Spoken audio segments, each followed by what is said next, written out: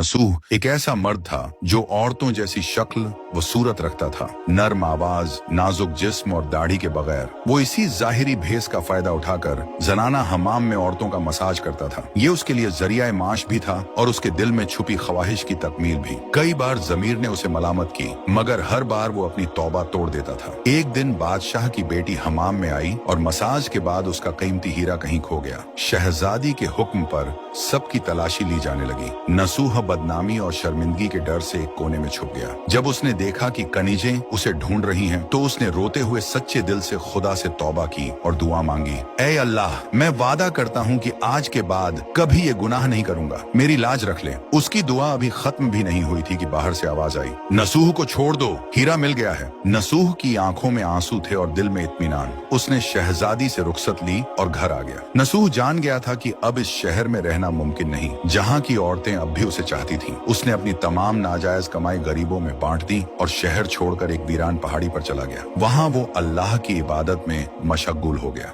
एक दिन उसे एक भैंस नजर आई जो घास चर रही थी। उसने सोचा कि ये किसी चरवाहे की होगी और जब तक उसका मालिक न आए वो इसकी देखभाल करेगा। कुछ दिन बाद एक तिजारती काफिला रास्ता भूलकर वहाँ पहुंचा। प्यास की शिद्दत से निढाल ताजिरों को नसूह ने अपनी भैंस का दूध पिलाया और सबको सैराब कर दिया। नसूह के अच्छे अखलाकन से मुतासिर होकर ताजिरों ने जाते हुए उसे बहुत सारा माल बतौर तोहफा दिया। नसूह ने इन पैसों से वहाँ एक कुआं खुदवा दिया। आहिस्ता आहिस्ता उस कुएं के इर्द गिर्द लोग बसने लगे और इमारतें बनने लगी।